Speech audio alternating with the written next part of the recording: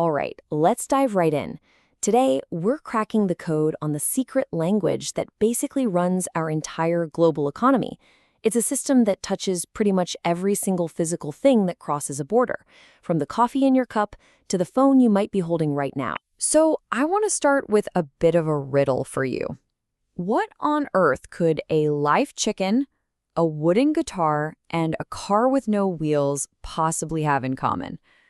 I know, it sounds like the setup for a really weird joke, but the answer is actually at the very heart of how global trade works. And the answer is they all have a secret code, a universal product code that tells any customs official anywhere in the world exactly what they're looking at.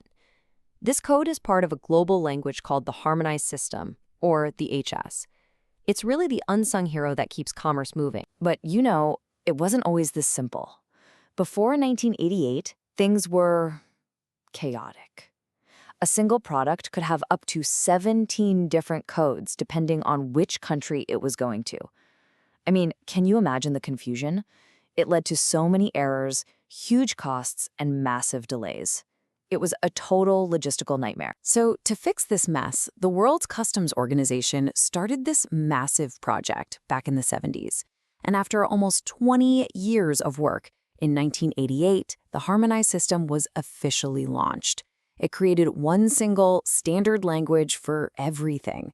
And today, it's used by over 200 economies all around the world. Okay, so let's zoom out a bit. This system is so much more than just a tool for customs officers. It's a universal product language that's really the foundation of global trade.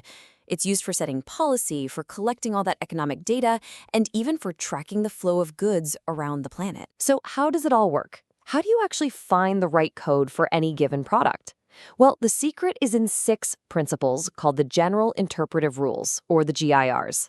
Just think of these as the official rulebook, the toolkit you have to use to classify absolutely anything. Now, the most important thing to get about these rules is the order.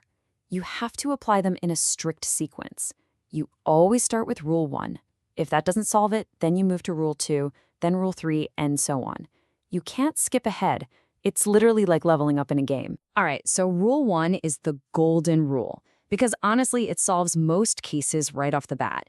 It basically says that for legal purposes, the classification is decided by the specific text in the product headings, not the big general titles of the chapters. Those titles, they're just there to help you navigate. They don't have any real legal power. Let's look at a classic example to see what this means.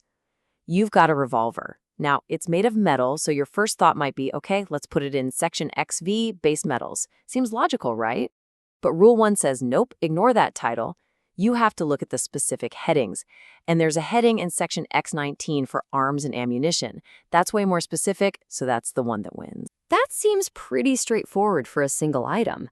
But what about when things get a little more complicated? What do you do when you have an item that's actually a mix of different things all sold together in a set? This is where the real puzzle starts. So let's meet the hero of our story, a hairdressing set. It's in a nice leather case, and inside you've got electric clippers, scissors, a comb, a brush, and a towel. Now here's the problem. If you sold each of these things on their own, they'd all have completely different codes. So how in the world do you classify the set as a whole? Well, we can't use Rule 1 because a bunch of different headings seem to apply. So we have to move down the list to Rule 3. And this is where we get a really interesting concept, something called the essential character test. Essential character is basically the soul of the product. It's the one thing that gives the item its main purpose. To figure it out, you have to ask, what gives this thing its primary function? Or what makes up most of its weight or its value? What is the essence of our hairdressing set? So when we break down our hairdressing puzzle, the answer starts to get pretty clear. I mean, sure, all the items are for hairdressing, but the electric clippers are doing the main job, right? They're cutting the hair. They're also the most valuable item in the set by far. The comb, the brush, the towel, they're all just supporting actors. It's the electric clippers that give the set its essential character. And that means the entire set, the case, the scissors, the comb, every single piece gets classified under one single heading, 85.10, which is the code for electric hair clippers. And just like that, puzzle solved. But okay, what if you just can't figure out the essential character? Imagine, say, a plush pillow that's shaped like a horse. Is it a toy? or is it a cushion? It's kind of both.